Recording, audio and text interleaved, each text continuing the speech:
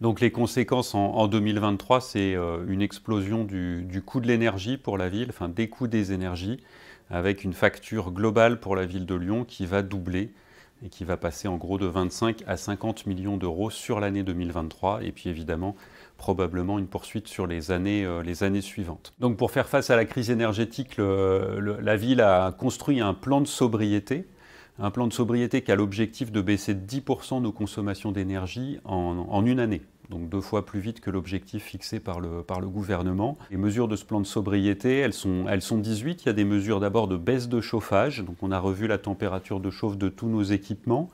On est maintenant à 19 dans les écoles et les crèches et dans les bâtiments administratifs. Donc on voit ici qu'on est un tout petit peu en dessous de 19 aujourd'hui dans mon bureau.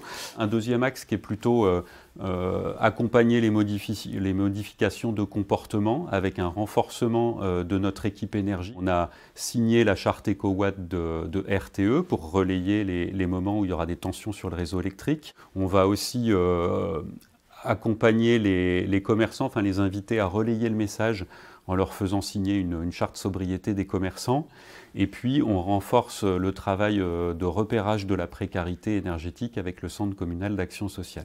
Et donc le dernier axe des mesures du plan de sobriété, c'est les mesures qui portent sur l'éclairage. Donc on a une réduction des illuminations des monuments de la ville de Lyon qui sont éteints 6 jours sur 7 et maintenus allumés le samedi jusqu'à 23 heures. On a un travail aussi, on a réduit d'une semaine les illuminations de Noël. Et puis enfin, on expérimente depuis début novembre l'extinction de l'éclairage public des rues de 2h à 4h30 du matin, donc en cœur de nuit, en début de semaine.